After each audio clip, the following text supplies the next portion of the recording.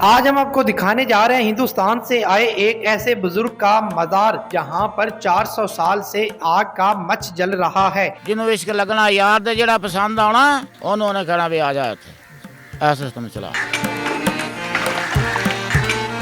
इस वक्त मैं मौजूद हूँ ननकाना साहब के एक कस्बा पुराना फरीदाबाद में। यहाँ पर सुनने को ये मिला है कि 400 साल से ज़्यादा अरसा हो चुका है और यहाँ पर एक आग का मच जो है वो जल रहा है। यहाँ के जो गद्दी नशीन है उनसे जानने की कोशिश करेंगे और यहाँ आपको और भी कुछ चीज़ें दिखाएंगे। मेरे पीछे आप देख सकते हैं कुआं, ये भी इसको भी 400 साल तकरीबन हो चुके हैं इस कुएँ को बनाए हुए और अब भी ये पानी साफ़ और सुथरा जो है वो निकल रहा है। यहाँ पे मच में इस्तेमाल होने वाली जो लकड़ियाँ हैं वो भी काफ़ी तादाद में यहाँ पर पड़ी हुई है, जिनको मच में लगाया जाता है और ये मच जो है 24 घंटे जलता है। मच की तरफ भी आपको लेके जाते हैं, लेकिन उससे कबल आपको बताता चलूं कि यहाँ पर पता ये चला है, सुनने को ये मिला है कि 400 साल से ज़्यादा अरसा हो चुका है और इंडिया से आए एक बुज़ुर्ग ने यहाँ पर वो मच लगाया था और मच पे लोग जो हैं आते हैं और उसकी जो खाक होती है उससे शिफा हासिल करते हैं। अंदर मच पे आपको ले जाते हैं और दिखाते हैं कि मच कब से जल रहा है, किस तरीके से जल रहा है और गद्दी नशीन से भी गुफ्तगू करेंगे कि उनका क्या कहना है। ये वो कमरा है जहाँ पर जो है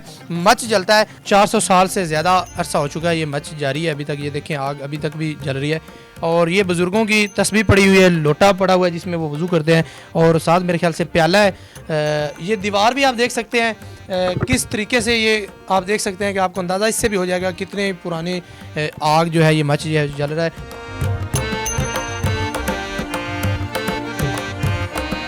पहले बताइएगा कि ये बुज़ुर्ग जो हैं जिनका आस्थाना है, बुजुर्ग कहाँ से आए थे और क्या नाम था?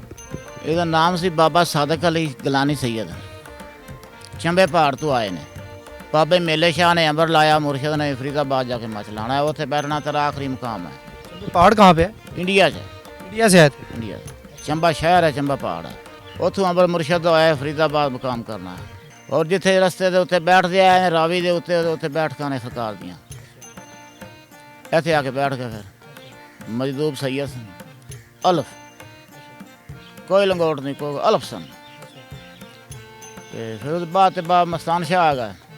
अब बाबा बशीर जो पर्दा किया वो साड़ी ड्यूटी ला गया, हम असी बैठे हैं चलाई जा रहे हैं। 1947 में जो बच्चा आया था उसका नाम क्या था? बाबा बशीर।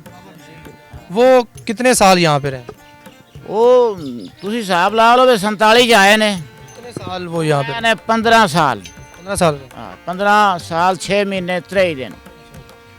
फिर उन्होंने सफ़र किया है, वो साड़ी ड्यूटी ला गया, हम असी बैठे अली अली कर रहे हैं। आप कब यहाँ पे आए? साडा आना जाना तो बचपन का ही, असी भी इस पिंड दे फरीदाबाद। कैसे लगाओ कैसे हुआ बुजुर्गों के साथ? इश्क हो गया, प्यार हो गया फकीर नाल। 88 तो पहले की ड्यूटी करना।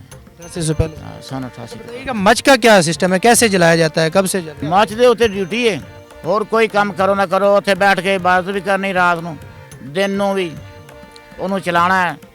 जिसले थोड़ा जिहा देखना चल गया उसले फिर नेड़े कर देनी लक्कड़ ओदी, वो चली जा रही है, अगली लक्कड़ चल गई है, पीछे होर लग गई, वो पीछे चली जा रही है, सिस्टम चली जा रहा है। खा के शिफा दुनिया खाई जा रही है, ले जा देते हैं शिफा के लिए। हाँ वो दुनिया अभी मंगते कोई चीज़ नहीं ना को लेने हैं, या दी जाए या टोर दी जाए, आपकी होब नाल जो मर्जी कोई दे जाए, असी नहीं कहना। कहाँ से लोग आते हैं?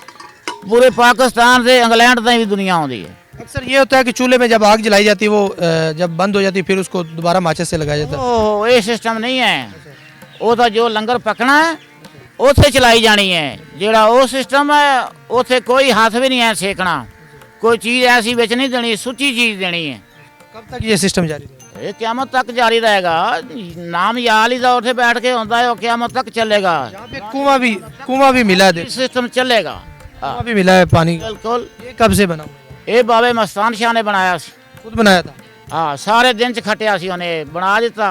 पानी का प्याला मुर्शद नूं मच ते बैठे नूं पियाया, जो पानी का प्याला पीता उन्हें खिंच के सीने ना ला लिया, अखा हो गई, फिर पिछे वो नहीं गया मुड़ के, जो आ गया वो पीछे नहीं गया, संभया संभाया पढ़िया पढ़ाया खिंचना है। जिन्होंने इश्क लगना यार दे जेड़ा पसंद आना उन्होंने कहना भी आ जाए, ऐसा सिस्टम चला। आप चला रहे हैं? वो साईं आप चला रहे हैं, अभी तो ड्यूटी दे रहे हैं। लोग आते हैं सेहत याब होकर, खाके शिफा से खाके शिफा पानी खूद आए लेके जाते हैं।